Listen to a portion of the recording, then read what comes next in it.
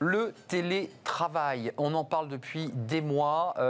Quels sont exactement les chiffres en matière de télétravail? Parce qu'il y a deux sujets. Il y a le gouvernement d'un côté qui monte le ton, qui dit les entreprises, elles doivent faire mieux, plus encore. Et puis il y a des associations comme la NDRH, qui est quand même une association reconnue en matière de DRH, qui dit nous on est au maximum de ce qu'on peut faire en full remote. Alors c'est un gros mot parce que j'aime pas les mots anglais, mais en 100% télétravail, on peut pas faire mieux. Et puis il y a les syndicats qui, de leur côté, Laurent Berger, qui dit mais les entreprises n'ont pas joué le jeu en matière de télétravail. Et puis, à l'intérieur des entreprises, en tout cas chez eux, il y a des salariés qui sont à bout de souffle, parce qu'il y a 45% d'entre eux qui, dit-on, sont en détresse psychologique. Voilà, c'est un état des lieux. Est-ce qu'on peut faire mieux? Et puis aussi, d'ailleurs, est-ce qu'on attrape véritablement ce Covid dans les entreprises? Parce que c'est un autre sujet incident. On en parle avec mes invités. Emmanuelle Barbara, merci d'avoir répondu à notre invitation.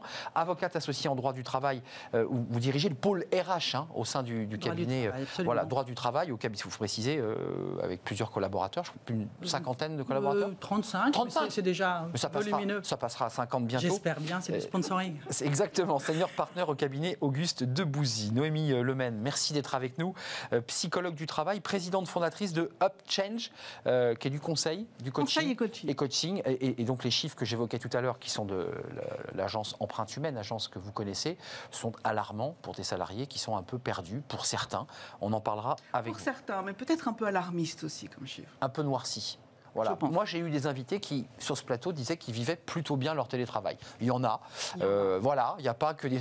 On va en parler avec Marc Landré, rédacteur en chef au Figaro, responsable du service économie. Les pages saumon qui sont une partie des pages saumon, pour être précis. Plusieurs articles depuis quelque temps sur les... Je vous pose la question, Marc Landré, parce que qu'est-ce qu'en dit un journaliste? On a envie d'être un peu le juge de paix, de dire... ils ont fait le maximum, les entreprises, ou pas, selon vous? Parce que c'est un peu le débat qui est posé. Elles auraient dû faire plus, elles auraient dû faire mieux. On leur tape beaucoup sur la tête, quand même. Il n'y a pas de généralité. C'est comme quand on dit les syndicats, ça n'existe pas. Il y a des syndicats, il y a plusieurs lignes de syndicats.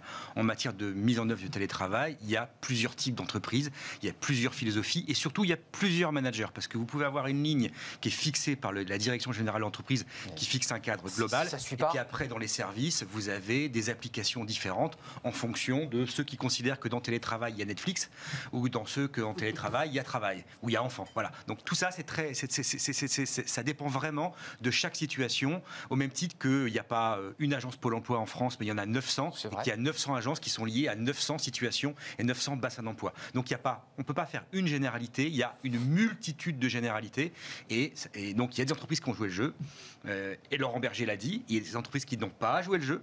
Et Laurent Berger l'a dit, il a notamment cité SFR. SFR, il le cite. J'ai lu aussi que les branches banque et assurance, elles avaient été pointées du doigt dans le deuxième confinement, n'avaient pas trop joué le jeu non plus. Qu'est-ce que vous en pensez de ce débat qui est soulevé? Parce que le gouvernement montre les muscles. On viendra sur le nouveau protocole, parce qu'il faut préciser, maître, que on ne peut pas interdire, on ne peut pas autoriser, obliger le télétravail. On est bien d'accord. Le gouvernement n'a pas le droit de dire « je vous oblige ». Il manque une disposition législative en ce sens qui, par surcroît, ne pourrait pas exister pour des raisons qui tiendraient à des droits fondamentaux sur l'immixtion. Donc, on est dans un statu quo d'interprétation des règles qui s'imposent à l'entreprise au titre de la prévention de la santé et de la sécurité, vue comme une obligation de moyens renforcés. Dès lors, cela encourage un discours très péremptoire, très belliqueux en quelque sorte. Et je vous renvoie à la lecture de cette instruction du 25 mars 2021. Nous ne sommes pas en retard pour la lecture. Et c'est intéressant de voir comme le verbe est haut, avec une vacuité totale d'articles, alors que le genre de beauté... Fort, mais c'est vide. C'est ça. Ouais. Mais ça impressionne, hein. Ouais. Ça impressionne. Mais on aura le ministre en charge de la santé au travail, Laurent Pietraszewski, qui sera là jeudi. Peut-être qu'on remettra quelques extraits de ce débat. On montre les muscles, mais en fait, quand on lit le texte, c'est un peu vide. D'abord parce que législativement et sur le plan juridique, on ne peut pas faire grand-chose. Vous êtes bien d'accord? Enfin, c'est plus complexe que ça, mais on ne peut pas dire que moi, État, j'exige. C'est ça. Voilà. On peut pas. Voilà. Et on ne peut que contrôler, mais on ne peut pas sanctionner. Il y a des mises en demeure qui peuvent être faites par l'inspection du travail, mais qui ne peuvent pas aller plus loin. On va y revenir, hein. Je vais vous donner la parole, parce que la santé des salariés, c'est un des éléments, une obligation pour l'entreprise. Il y a le nouveau protocole qui était un petit coup de pied de l'âne en disant il faut 8 mètres carrés, il faut que les salariés mangent tout seuls. Donc évidemment, ils se sont dit, dans notre entreprise, en fonderie, par exemple, dans l'industrie, on ne peut pas. Les fondeurs ne peuvent pas manger leur gamelle près des fours. Donc c'était aussi une manière indirecte de pouvoir un peu de les faire télétravailler. Et de les faire télétravailler, bien sûr, c'est très logique. Il y a un point intéressant parce qu'il existe une disposition dans le Code du travail depuis très longtemps qui dit qu'il est interdit de prendre ses repas sur les lieux de travail. C'est interdit, D'accord, on l'a c'est fait l'émission. Et là, on le fait dans l'autre sens. C'est-à-dire qu'il est encouragé. Plus que ça, il est obligatoire en quelque sorte, lorsque cela est possible, c'est toujours lorsque cela est possible, de prendre ses repas à la place. C'est très intéressant. Et dans ce contexte, quid de la mise en danger de la vie d'autrui? Ah non, mais c'est à l'aune, si vous voulez, de cette obligation de prévention. Je le dis de manière caustique parce que ce qui m'intéresse, c'est le verbe et le texte, fondamentalement. Et plus sérieusement, si je quitte cette sphère-là d'analyse, le sujet doit être examiné à l'aune, en effet, du devoir de prévention de la santé et de la mise en danger, en effet. Donc là-dessus, je n'en disconviens pas. L'entreprise a une obligation de prévention. Donc si quelqu'un se retourne contre l'entreprise en disant « j'ai attrapé la Covid sur mon lieu de travail, je l'ai transmis à mon conjoint qui en est mort, je porte plainte contre qui ?» Si je suis salarié, mon employeur m'a obligé. Mais d'ailleurs, vous soulevez un point de droit assez intéressant. Qu'est-ce qu'on fait dans ces cas-là? On a des dossiers, maîtres, de ce type. Mais moi, je n'y peux rien. Non, mais vous, personnellement, je n'y peux rien. Mais on est d'accord que c'est à l'aune de ce drame-là, mais de celui-là. C'est le risque, d'ailleurs. Mais de celui-là. C'est le seul risque, mais il est majeur. Mais juste d'un point, vous il est avez majeur. une visibilité avec ce pôle chez Auguste Debouzy. Il y a des cas concrets de salariés qu'on dit, parce que moi, personnellement, j'ai attrapé le Covid, pour le dire assez simplement. Je me vois mal accuser mon entreprise. Je ne vois pas très bien où je l'ai attrapé. Il y a un salarié qui est capable de dire où il a attrapé son Covid et d'attaquer sur l'entreprise. Enfin, attendez. J'ai une affaire. J'ai une affaire, mais une affaire qui date du mois de mars 2020. Donc, au tout début, avant prévention. Mois de mars 2020. C'est une affaire terrible parce que la personne a perdu la vie. Et donc là, l'action n'est pas conduite par l'intéressé, par hypothèse, mais elle est conduite par sa famille. Exactement, et la caisse primaire d'assurance maladie qui veut reconnaître là un accident du travail. Parce que l'entreprise n'aurait pas, je ne connais pas le dossier, mis en place les mesures nécessaires. Et tout l'enjeu juridique est de montrer l'existence. Alors par-delà l'affaire qui est terrible en soi, l'enjeu consiste à montrer dans quelle mesure l'entreprise, dans cette hypothèse-là ou dans l'hypothèse d'aujourd'hui, fait face à ces risques-là. Et donc nous sommes d'accord. Ce risque existe. Ce risque existe. C'est pénal, mise en danger de la vie d'autrui, non? Disons que oui, il y a des prolongations en effet. Il y a des prolongations qui peuvent être pénales. Des prolongations à cet égard, mais le risque principal, le risque principal se situe au plan civil, bien entendu, au plan des dommages-intérêts, au plan de l'accident du travail, et voire de la faute inexcusable. La faute inexcusable, qui est évidemment le degré supérieur. Vous m'autorisez une question? Bien sûr, je vous Quel est en prie. l'état de santé psychologique des salariés? J'évoquais ces 45% de salariés empreinte humaine, qui est une étude qui est sortie il y a quelques jours chez Harris, la semaine dernière, Harris Interactive, parce que ce cabinet est un référent. 45% sont en détresse psychologique. Et dès le début de l'émission, vous me disiez, attendez, oui, c'est vrai, mais c'est peut-être pas si grave, si terrible que ça. Pas si terrible que ça. Alors, c'est-à-dire que la difficulté de cette situation, c'est qu'elle dure et qu'elle est imprévisible. C'est-à-dire qu'on n'en voit pas la fin, on a confinement, déconfinement, on ne sait pas, des rumeurs, donc un état d'incertitude, des tas de facteurs de stress. Or, le pas de stress... repère de sortie. Oui, c'est ça. Le stress chronique, à un moment donné, c'est un risque pour la santé mentale, ça peut conduire vers des états dépressifs. Mais d'autant plus pour les gens qui sont un peu fragiles. Ceci dit, il y a des tas de côtés positifs au télétravail. Je l'ai constaté moi-même vis-à-vis des gens que j'accompagne, parce que je suis psychologue et coach, et j'accompagne des gens dans différentes situations. Par exemple, pour certaines personnes anxieuses, j'ai vu très vite qu'ils allaient beaucoup mieux en télétravail. Et il y a beaucoup de psychologues cliniciens... Oui, exactement. Donc, qui rejoignent mon point de vue, qui disent qu'il y a beaucoup de gens qui se sont sentis beaucoup mieux parce qu'il y a une mise à distance. Des tensions avec le manager, Donc, meilleure hauteur de vue. Donc, meilleure sérénité, parce qu'ils n'étaient pas justement dans l'endroit qui les stresse le plus. Marc-André, c'est intéressant parce que c'est vraiment le verre à moitié plein, à moitié vide. Quand on prend ce sujet, il y a des exemples, parce que vous êtes sur ce plateau pour dire, il y a des salariés, ça les a rassurés de ne pas avoir le manager en frontal. D'autres qui nous disent, sur ce plateau, petit appartement, le bureau est bancal, ça ne marche pas, j'ai pas la bonne connexion. C'est exactement ce que vous décriviez pour les syndicats. On ne peut pas faire de généralité sur ce sujet. Non. Et pourtant, le gouvernement tape fort. Il dit, attendez, nous, inspection du travail, on va aller dans les tours, on va visiter tous les bureaux. Attention, messieurs, dames. C'est compliqué. Ça dépend des personnalités, ça dépend des situations et ça dépend des individus. Je vais faire l'analogie avec des étudiants, enfin des bacheliers qui rentrent dans des études supérieures. Vous en avez certains qui vont avoir besoin d'être hyper encadrés parce que s'ils sont livrés à eux-mêmes à l'université, ils vont s'effondrer et c'est fini. Par contre, vous en avez d'autres qui ont l'autonomie nécessaire pour pouvoir nager, surfer dans un monde d'indépendance et d'autonomie et donc vont s'en sortir. Dans le monde du salarial, dans des services, au Figaro comme ailleurs, c'est exactement le cas. Vous avez des gens qui ont besoin d'être accompagnés au quotidien, qui ont besoin d'être rassurés, qui ont besoin d'échanger avec leur manager régulièrement pour avancer, pour faire des papiers ou pour faire les tâches qu'ils ont besoin de faire. Et puis d'autres qui sont très autonomes, très indépendants et qui ont besoin qu'on leur lâche la grappe et qui peuvent le faire chez eux.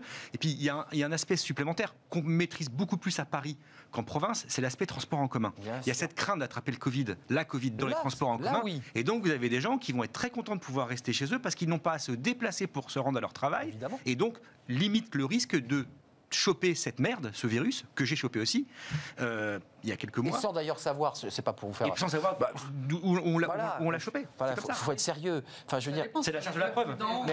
Non, mais c'est se retourner contre son entreprise. Après, le dossier que vous traitez est un drame humain. Peut-être que l'entreprise n'avait pas mis les bouteilles de gel, je ne sais pas comment ça s'est passé, je ne veux pas connaître le dossier, c'est un dossier qui est en instruction, mais sur le fond, vous en pensez quoi? C'est-à-dire qu'il y a le MEDEF qui dit d'un côté... Bon, 4 jours sur 5, c'est bien, c'est grand max. Il faut laisser les salariés revenir dans l'entreprise sur une journée. Ça, c'était sur la base du volontariat. Sur la base du volontariat. Conforme aux instructions gouvernementales. De ce point de vue-là, il n'y a pas de...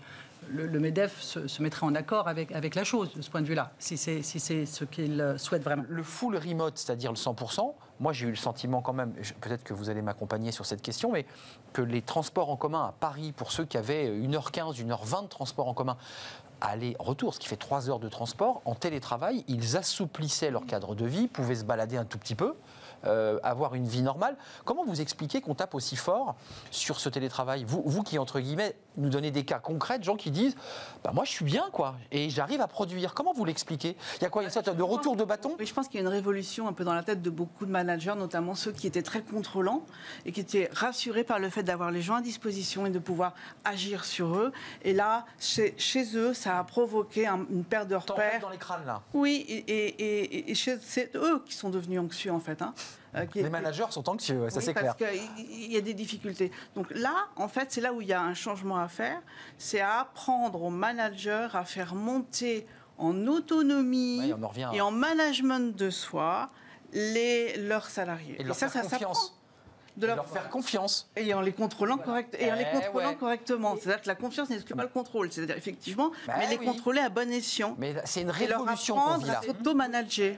Oui, parce qu'en réalité, le télétravail n'est pas le travail à la maison. C'est-à-dire, ça n'est pas ce que je fais au bureau à la maison. C'est radicalement autrement, dans le mode opératoire. Et c'est la raison pour laquelle vous faites bien de souligner que tout l'enjeu, c'est un enjeu de management, c'est-à-dire de capacité à exprimer, j'allais dire, la mission qui doit être accomplie, la manière de le faire et la manière d'y mettre du liant, d'une manière ou d'une autre, et des relations humaines dans cette situation qui, entre parenthèses, et culturellement, ça c'est intéressant, ne nous ressemble pas. Nous sommes défiants ontologiquement et nous sommes verticaux par construction. On est jacobins politiquement. Ça s'appelle de la verticalité. C'est ça. Or, le télétravail imposé, ambiance travaux forcés, ambiance version 1. Ouais. Mais version 1, mais on est toujours dans la version 1. Donc c'est pour ça qu'il ne faut pas élucubrer sur l'avenir radieux du télétravail.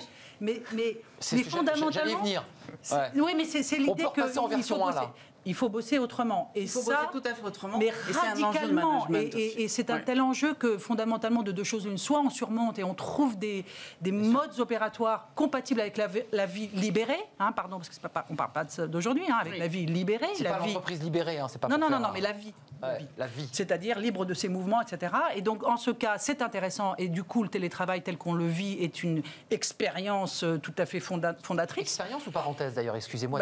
Expérience. Moi, c'est une exploration amélioration. Et ensuite, j'allais dire adieu va. Donc c'est pour ça qu'on ne peut pas, en effet, se lancer sur un avenir, enfin sur une définition de ce que sera l'avenir du travail. Mais fondamentalement, il vient cranter là quelque chose d'intéressant, en tout ou partie. Juste c'est un changement de management de soi et des autres. Oui. Et ça, c'est fondamental. C'est une révolution intérieure. Tiens, d'ailleurs, il nous reste une dizaine de minutes, donc du temps. Vous l'évoquiez avec un clin d'œil. On a connu un confinement version 1 mars 2020 avec les enfants. Et ça, on a fait des débats avec des salariés qui vous disaient que c'était totalement ingérable. Salariés ou indépendants, d'ailleurs. C'est pas le statut. Et indépendants, bien sûr. Pensons aux indépendants, aux créatifs, à tous ceux qui devaient, devant leur ordinateur, faire des trucs. Emmanuel Macron va s'exprimer, enfin peut-être d'ailleurs, c'est pas sûr, avec toujours cette épée de Damoclès de on ferme les écoles, qui d'ailleurs, Marc Landré, vous l'aurez remarqué, officiellement les écoles ne ferment pas, mais elles s'auto-ferment. On est en danger là, parce que si les classes de nouveau s'auto-ferment parce que les professeurs considèrent qu'ils sont en danger, eux aussi font valoir un droit de retrait. Ou ce que les règles sont appliquées. Ouais.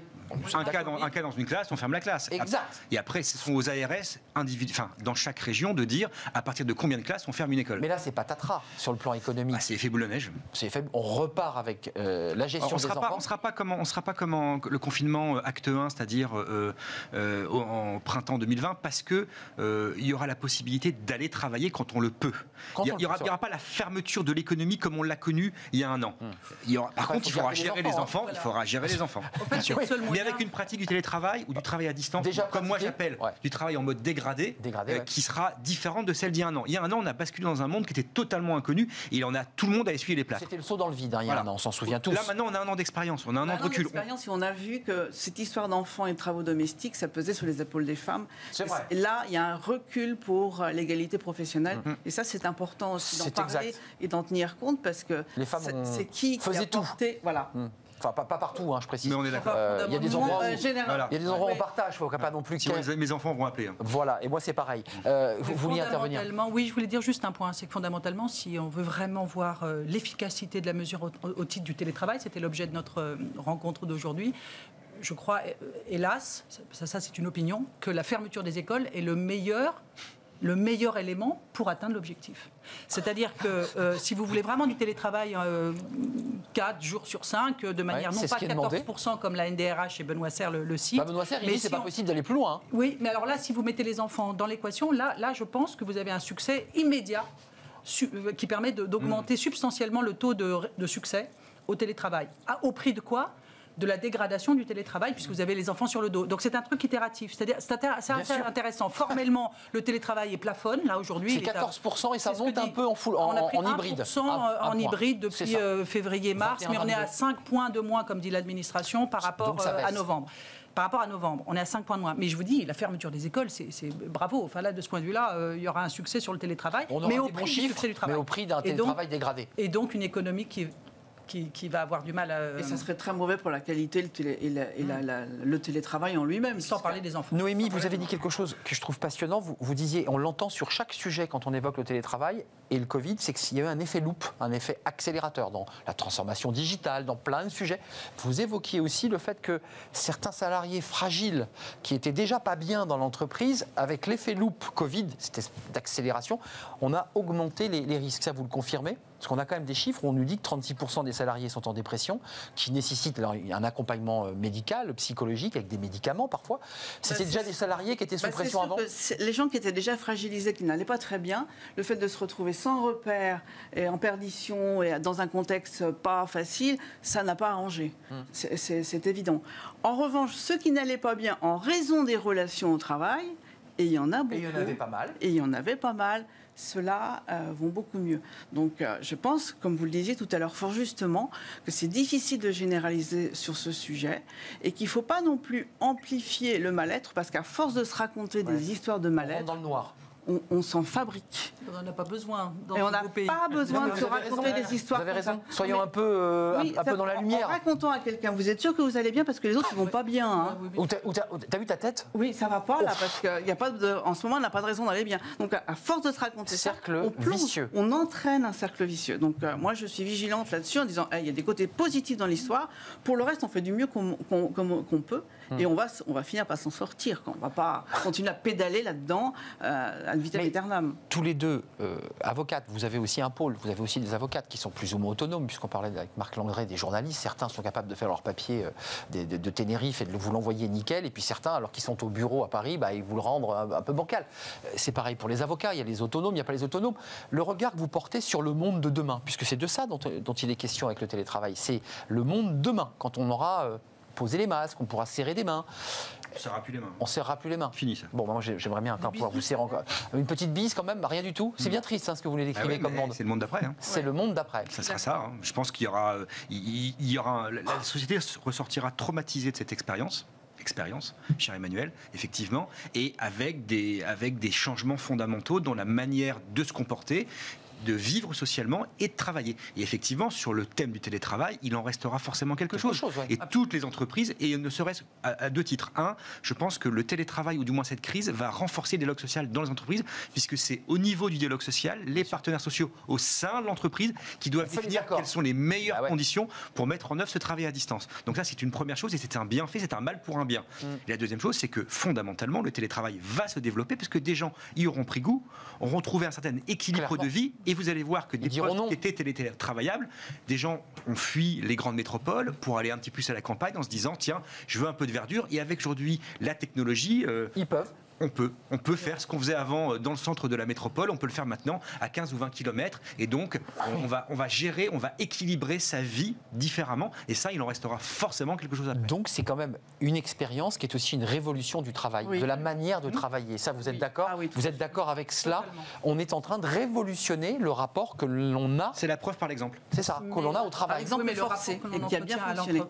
au travail et à l'entreprise. Je vous signale aussi que ça a un impact gigantesque, me semble-t-il, qu'on ne regarde pas trop, c'est sur la définition de l'entreprise.